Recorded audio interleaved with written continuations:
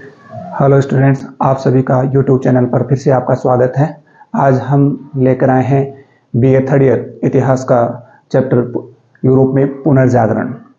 हमने इस चैप्टर का फर्स्ट कुछ अंश हमने पढ़ लिया था। आज हम पढ़ेंगे यूरोप में पुनर्जागरण में कालीन साहित्य।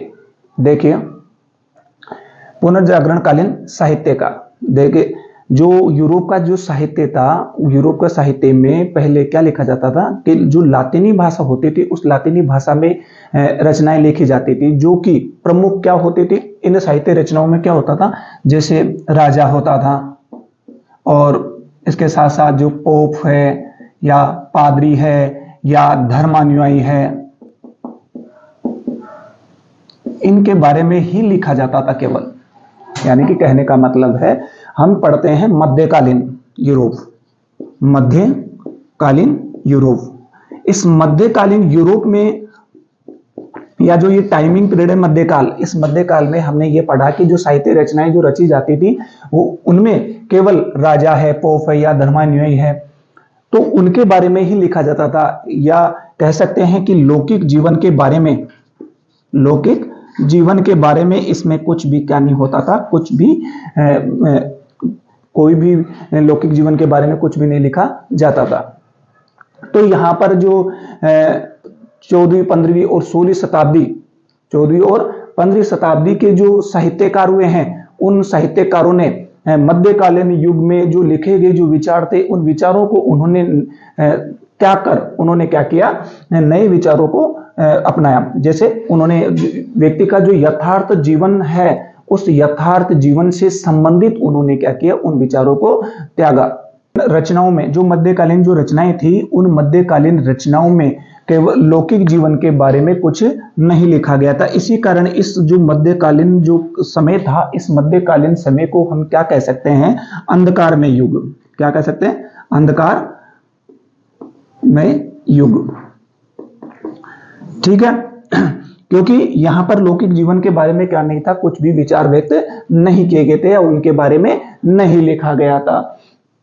इस कारण से जो पुनर्जागरण कालीन जो साहित्यकार थे, उन साहित्यकारों ने क्या किया कि जो मध्यकालीन जो विचार लिखे जाते थे, उन मध्यकालीन विचारों को त्याग कर उन्होंने क्या किया, नए विचारों को प्रवेश दिया।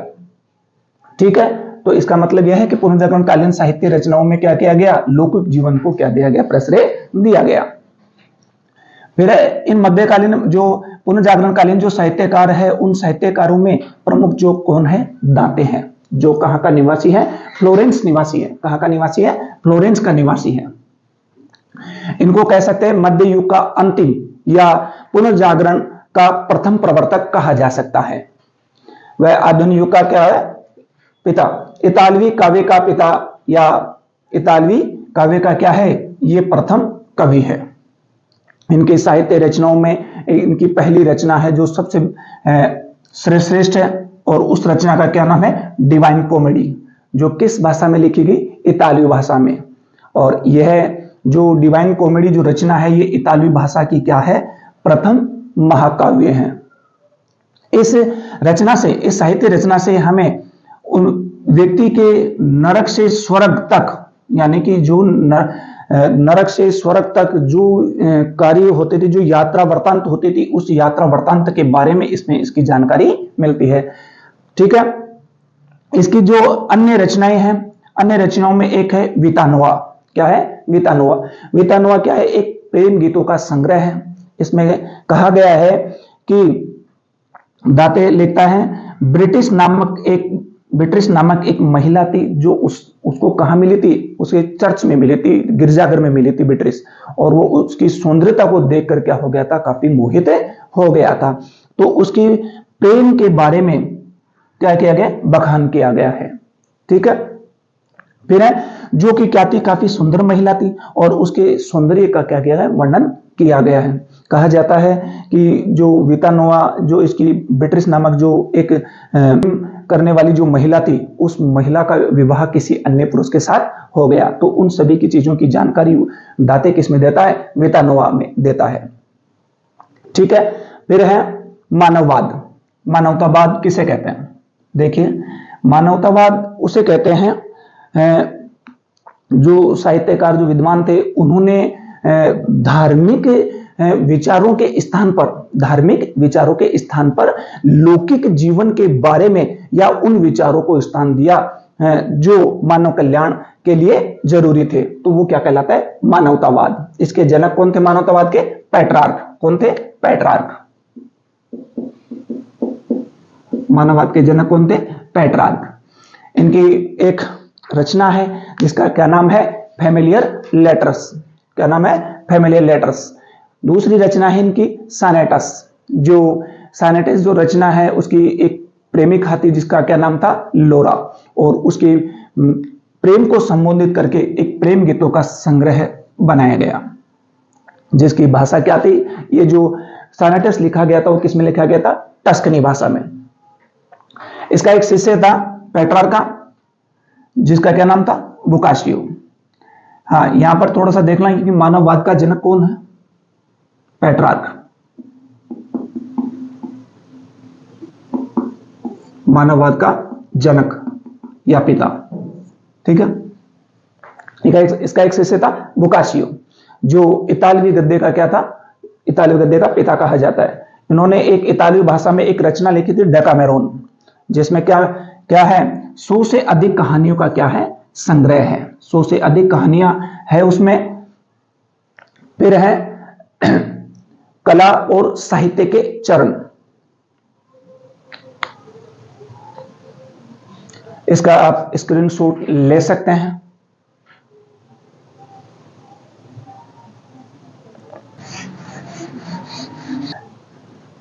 अगला पढ़ते हैं अपन कला व साहित्य, पुनर्जागरणकालीन कला व साहित्य।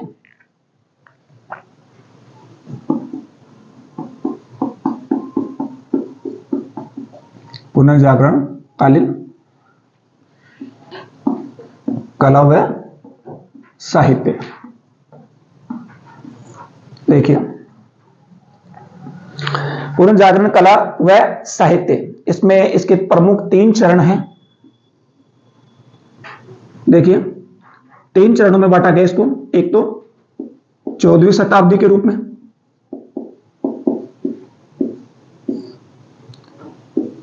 दूसरा है 15वीं शताब्दी, और तीसरा जो चरण है 16वीं शताब्दी।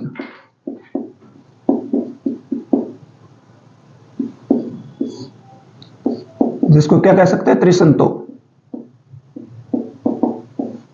14वीं शताब्दी को क्या कह सकते हैं? त्रिसंतो।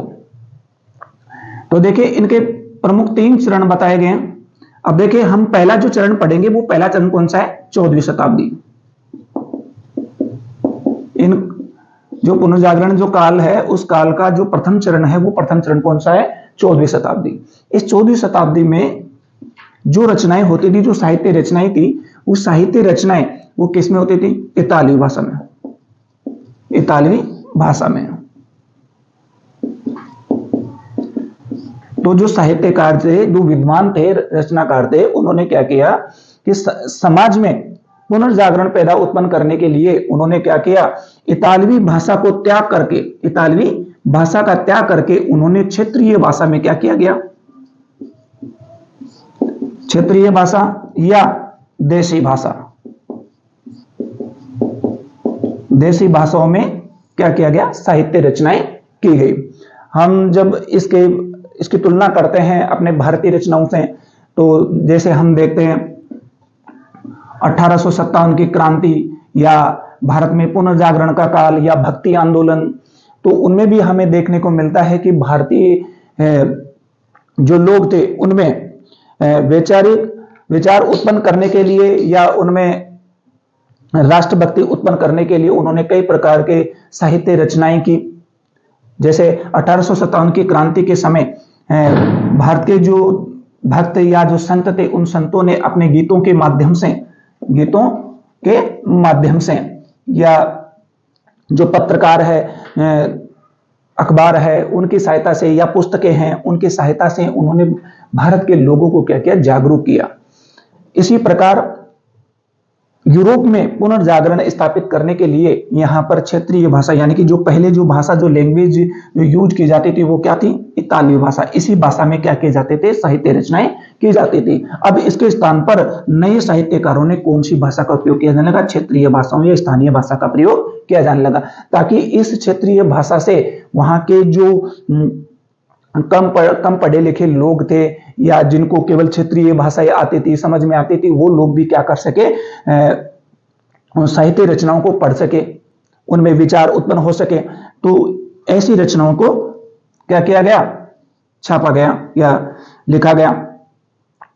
तो इनमें प्रमुख जो साहित्यकार, पुनर्जागरण कालीन जो साहित्यकार है, उनमें पहला है फ्रैंकवाइस रेबलास।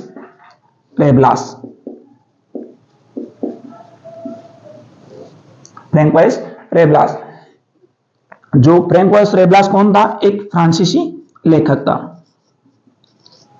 कौन था, एक फ्रांसीसी विद्वान था, जिसने एक रचना लिखी थी, गरगेंतुआ एंड पेंटाग्रुएल।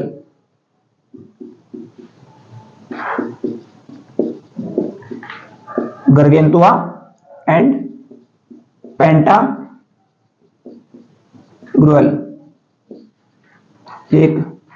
एक साहित्य रचना है किसकी, रेबलास की। इस रचना में जो पोप में या जो धार्मिक जो आडंबरता थी, इससे क्या जानकारी मिलती है, इससे ये जानकारी मिलती है कि जो पोप में जो धार्मिक जो आडंबरता थी, जो रूढ़िवादिता थी धर्म में, पोप के या चर्च के अंतर्गत, तो उन धार्मिक आडंबरता के प्रति उन्होंने क्या किया, विरोध। धार्मिक आडंबरता, धार्मिक आडंबरता का विरोध। तो पुनर्जागरणकालीन पहला साहित्यकार कौन था जिसने धार्मिक आडंबरता के प्रति उन्होंने क्या किया, विरोध उत्पन्न किया, वो कौन था, रेवेलोस। उसके अलावा ऐसे यूरोपीय अन्य साहित्यकार भी हुए, जिनमें दूसरा था कौन, चौसर। कौन था, चौसर। अन्य साहित्यकार कौन था, चौसर। देखिए पहला कौन होता, रेबलोस। रेबलोस ने एक अपनी रचना लिखी थी, गरगेंतुआ एंड पेंटाग्रुएल। इसमें यह जानकारी मिलती है कि उसने क्या किया था कि जो पोप में जो आडंबरता थी, जो रूढ़िवादिता थी, उन रूढ़िवादिताओं का उन्होंने क्या किया, विरोध किया। अब विरोध किस कारण से उत्पन्न होते हैं, क्योंकि जो पोप के प्रति क्या होते हैं, जो कानून जो प्रक्रिया होती थी वो किसके समान होती थी, वो पोप के समान होती थी। जबकि जो अन्य निम्न वर्ग के जो लोग थे या मिडिल वर्ग के लोग थे, उन वर्गों के प्रति जो कानून बना हुआ होता था वो उनके विरुद्ध हुआ करता था। तो उन्होंने जो साहित्यकार जो विद्वान थे, उन साहित्यकार विद्वानों ने क्या किया, पोप के विरुद्ध या जो धर्म में जो रूढ़िवादिता थी, उस रूढ़िवादिता को दूर करने के लिए उन्होंने क्या किया, एक क्षेत्रीय भाषाओं में उन्होंने क्या किया, साहित्य रचनाओं को बनाना प्रारंभ किया। इसी में दूसरा एक साहित्यकार है जिसका नाम है चौसर, जिसे क्या कहा जाता है, अंग्रेजी साहित्य का होमर। अंग्रेजी साहित्य का होमर क्या कहा जाता है, अंग्रेजी साहित्य का होमर कहा जाता है। क्योंकि इनकी जो रचनाएं थी कौन कौन सी थी, ट्रायल्स एंड क्रेसेडा। चौसर की एक अन्य रचना है ट्रायल्स एंड क्रेसेडा। क्या नाम है, ट्रायल्स एंड क्रेसेडा। इनकी एक अन्य रचना है कैंटरबरी टेल्स। कैंटरबरी टेल्स दूसरी है कैंटरबरी टेल्स। तो इन रचनाओं के कारण इनको क्या कहा जाता है, अंग्रेजी साहित्य का होमर कहा जाता है। इनकी एक अन्य रचना है सोनेट, जो 14 पंक्तियों की एक कहानी है, और इनमें उन्होंने किन चीजों पर जोर दिया है, जो पोप या धर्म में या चर्च में जो व्याप्त जो रूढ़िवादिता थी, जो पाखंडवाद था, उसके विरुद्ध उन्होंने क्या किया है, उनको विरोध किया है। किनकी जानकारी मिलती है, धार्मिक आडंबरता।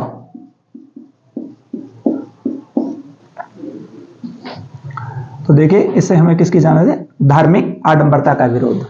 देखिए अगर हम भारत के समक्ष करें, भारत के सापेक्ष में, तो भारत के सापेक्ष में थोड़ी सी हम जान कर लेते हैं। तो भारत का जो समाज है, या तो हम वैदिक सभ्यता के बारे में चलते हैं।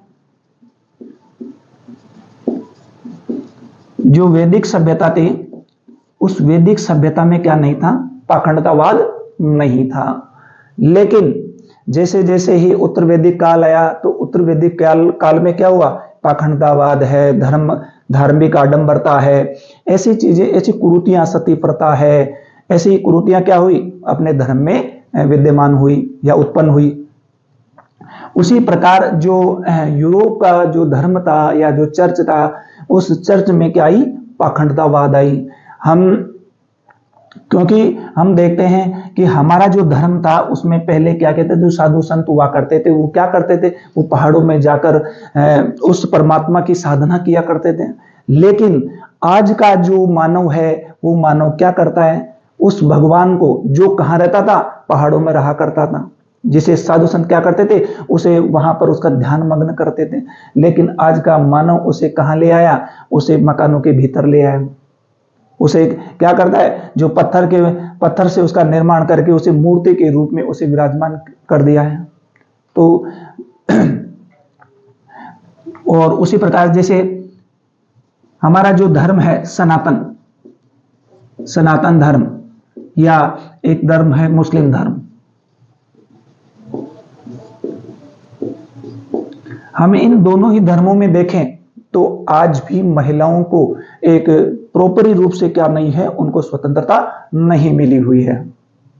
हम जानते हैं कि जो ग्रामीण इलाके हैं, उन ग्रामीण इलाकों में आज भी क्या है, घूंघट पड़ता है, ठीक है, लड़कियों को बाहर नहीं निकलने दिया जाता है। तो ये एक प्रकार से क्या है, हमारे जो धर्म है उस धर्म के क्या है, प्रतिबंध है कि लड़कियां क्या नहीं कर सकती, कुछ भी नहीं कर सकती, या बाहर जाकर वो पुरुषों के सम्मान कार्य नहीं कर सकती। तो ये क्या है, ये धार्मिक प्रतिबद्धता है या धार्मिक आडंबरता है, ठीक है। तो ये जो यूरोप में का जो धर्म था, वो किससे संबंध था, सबसे ज्यादा किस पर जोर दिया था, धर्म पर जोर दिया जाता था। लेकिन 14वीं शताब्दी के बाद में जो विद्वान हुए, जो साहित्यकार हुए, उन साहित्यकारों ने धार्मिक विचारों को त्याग कर उन्होंने लौकिक जीवन पर क्या दिया, सबसे ज्यादा ध्यान दिया, ठीक है। फिर अन्य जो रचनाकार था, जो साहित्यकार था, वो कौन था, इरास्मस। कौन था, इरास्मस। इरास्मस की एक रचना है, और उस रचना का नाम क्या है, मूर्खत्व की प्रशंसा।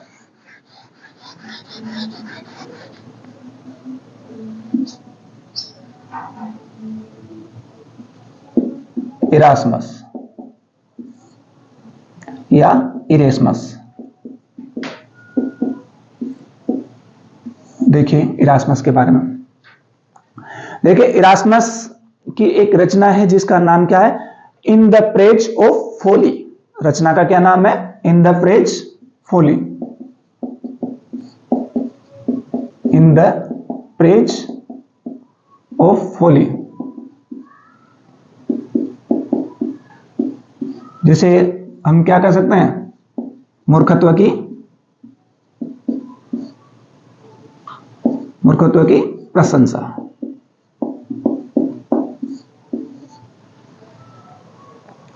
अन्य साहित्यकार कौन हुआ, इरास्मस। उसने क्या कहा, उन्होंने एक रचना लिखी, इन द प्रेज ऑफ फोली, यानी कि मूर्खत्व की प्रशंसा। उन्होंने क्या किया कि जो धर्मशास्त्री थे, इनसे जानकारी क्या मिलती है,